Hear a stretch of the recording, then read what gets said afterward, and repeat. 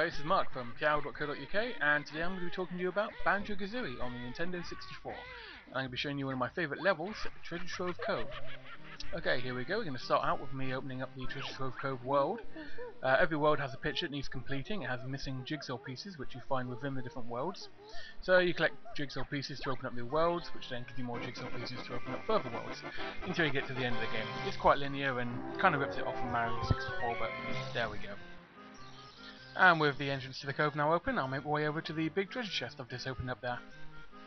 It's a fairly big hub world this. It's inside Grundler's lair, which contains the 8 worlds of Banjo Kazooie, and a couple of hidden little extras as well. Okay, skipping ahead a little bit, and there we see the big chest I just opened. That's the entrance to the Treasure Trove Cove world. One big jump, and I'm inside. Ladies and gentlemen, mesdames et messieurs, I give you Treasure Trove Cove, a lovely piece of seafront property, beautiful golden sands, crystal blue waters, constant sunshine, a little bit of the Caribbean in your back garden. That's me collecting one of the 100 notes on each world, making a grand total of 800 throughout the game, although there is a bug in the Rusty Bucket Bay level that makes it impossible to collect all 800 if you don't know what you're doing. That's me collecting one of the 5 Jinjos on each world. Collect all 5, get yourself a piece of Jiggy for your troubles. Well, just stay away from the water in case Snacker tries to take another bite at me. Go for a quick run around the corner. Let's have a little mini boss fight with a giant enemy crab. I'll let you make your own Sony joke right here.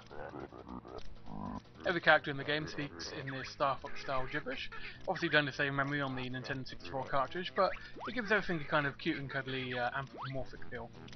So now we're getting to the fight proper, wait for a gap in the attacks, run in, do a rat-tat-tat.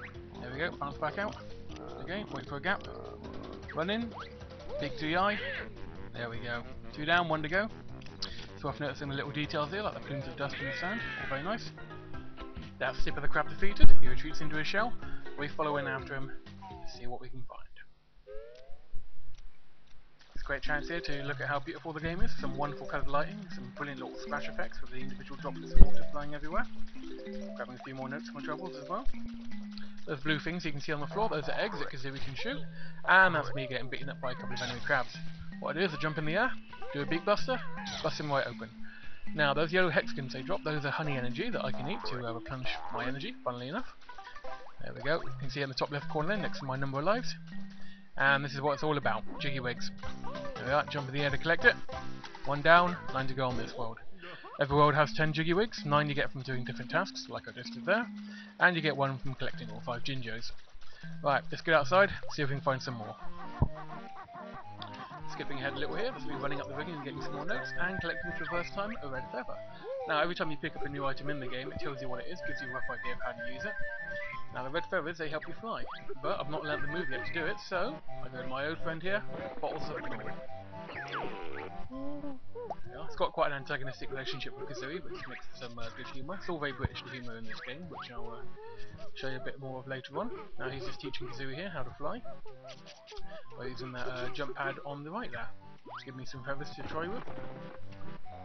Up, up and away! This gives us a good chance to have a look at the world below and check out the Treasure Trove Cove level in its entirety. There's a fair bit of pop-up and some fogging going on, but that's to be expected with an N64 game. That little silver token you can see me flying towards, that's a Mumbo Jumbo token. Once I collect those, I can give them to Mumbo Jumbo the Shaman, and he can transform me into various different forms, including termites and wash machines and dragons, all of which become useful later in the game for getting more jiggies. Now this is Mr. Leaky here. He's got a problem, he's leaky. So I'm going to help him out by filling up his holes, and how do I do that? I fart out some blue eggs. Like I said, very British sense of humour. Now he's going to help me out by lowering the water level with the sandcastle area, just below me there. Destroying the mine, and let me get access to the sandcastle area proper. Some of you might be wondering what that green thing is on the left. That's actually a jump pad. I've not learnt how to use that yet from Bottles, so it won't let me. Right, run on into sandcastle. To claim the Jiggy in this area, we've got to solve a puzzle. Now, the letters on the floor, and we've got to spell something out. Of course, it's the name of the game. You can see it written on the wall right there. That's very hard, isn't it? You can also use this room to input the different cheat codes you find throughout the game. Most of them are quite simple, funny ones, like giving Banjo a big head or giving him big feet, much like a lot of the rare games of the day, like GoldenEye. Through to more useful and practical ones, like increasing the number of eggs and feathers that Banjo can keep with him at any one time, which makes the game a little bit easier. It's also rumoured that this area is part of the stop and swap mystery that surrounds both Banjo Kazooie and the sequel Banjo Tooie. You can read about that more in the feature. Legend has it that if you collect some eggs from this game and also the sequel, that you can unlock new areas both in this game and in the sequel. Although it's never really been fully implemented, and what little we do know about it is basically hacking the code that Rare left on the cartridge. Now the gate's open, we can get into some more combat with this big crab here. He's a bit tougher than regular crabs, so the usual tricks won't work. There we go, try Beak Buster, miss.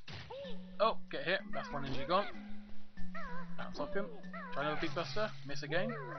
Fly away. Oh, more energy off, come on. Beak Buster, there we go, now he's on his back. Another Beak Buster, he's down. Piece of honeycomb for my troubles. But more importantly, another Jiggy. 2 down, 8 to go.